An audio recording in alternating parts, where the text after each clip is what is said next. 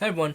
So I was asked, how do you Photoshop in fire into a fireplace and still make it look realistic? Because some of the ways that are on YouTube just don't work. All right, and so here's how I do it. All right, check it out.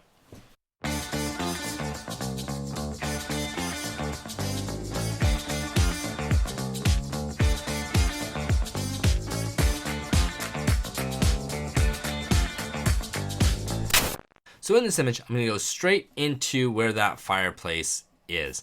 And to start, I noticed that this is a modern fireplace. It's not going to have a huge roaring flame like you would find if there were wooden logs in there or anything. So I have to make the flame match this style. And these modern ones are actually quite a bit easier to play with. So to start off, I'm going to create a new layer by going Shift Command N. I'm going to call this my flame layer. And I'm going to click on P for my pen tool.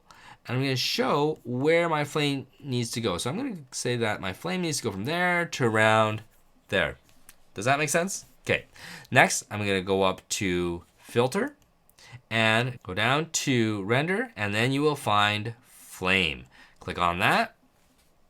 And this is typically what you will be getting in terms of your flame. And the things that you can adjust here is the length of your flames. I typically don't like to go too high, and you can change whether or not it is a random flame height. With a modern one like this, I actually take that off and keep my flame height to be about the same, because typically with these, the flames don't vary from left to right as much. The width of your flame, yes, you can change that. And as well as changing the intervals. So if you want them very spread apart, you can. Typically, I don't like to make them too far apart. I like to make sure that they're together, but not so much that they are right up against each other. We don't want to make this look like it's not a barbecue, right? It's a fireplace. So let's put a little bit of space in between them, and that looks good. From there, I go, okay. There, we've got our flame, and that looks pretty good. But that's not quite enough, because we all know that if we were to send this to our clients would say, good, it looks nice, but it doesn't look 100% real. So what makes a flame look real? First thing, a flame doesn't start off with just being a orange flame. Let me duplicate this. I'm going to call this the blue flame. Okay. And my blue flame, I'm just going to put that underneath my regular flame layer. And I'm going to click on V for my move tool. And I'm slowly going to just move it down a bit. And then here's the magic, okay? I'm going to go Command I. And that inverts it. And that makes it go to a blue flame. But as well, this still doesn't look very real. So I'm going to go up to my filter. And I'm going to go blur. I'm going to put a Gaussian blur on there. And I'm going to make my blur around 13. That looks about good. Until it just disperses out a bit, right? Click on OK. And my blue flame, I also don't want that to be normal. I want that to be a screen. So it's just adding a little bit of light to everything. And click on OK there. And then let's go back up to my regular flame layer. And whenever you have a flame, what does a flame do? It actually emits a little bit of light, right? So how about if I double click on that and go out to a outer glow. And we put an outer glow on it.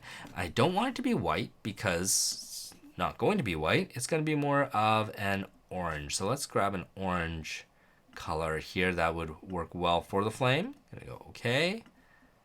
And I'm going to add a little bit of that spread.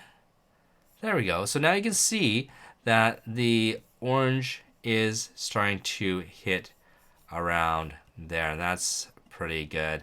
The size, you can adjust that. But that's affecting just that flame. So I'm going to go OK. Now, as well, you'll notice that it is affecting the blue flame underneath.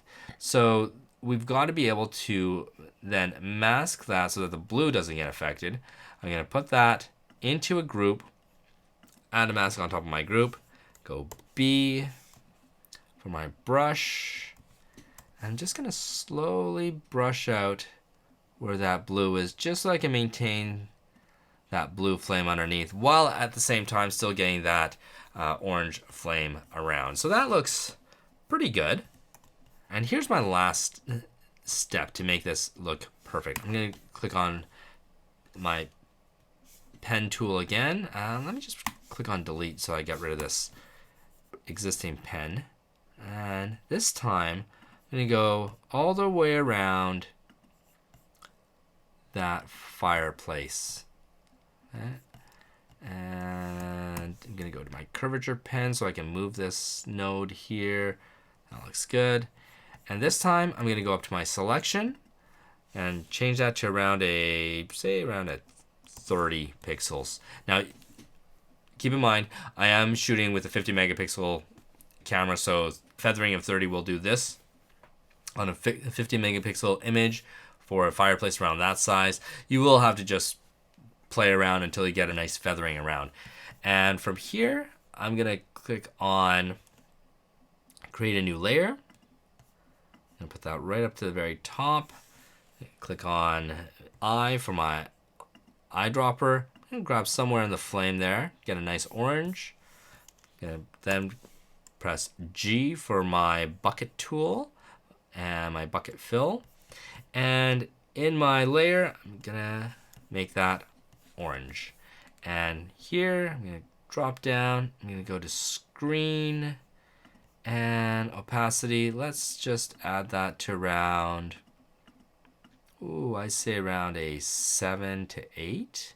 Because we only want to just add a touch of that warmth to fill the fireplace cavity, right? And so now that looks like it is on, right? There we go. All right, if you have any questions, comments, put them below. And, well, until next time, all right? Thanks for watching. If you have any comments, questions, put them below. And be sure to click on like, subscribe, and click on that little bell to be notified every time we put up new content. And I am happy to announce that our online real estate photography course is now done, and it is ready for you. Just go to www.robmaroto.com and use a coupon code that is in the show notes here to get yourself a nice little discount. All right, see you later.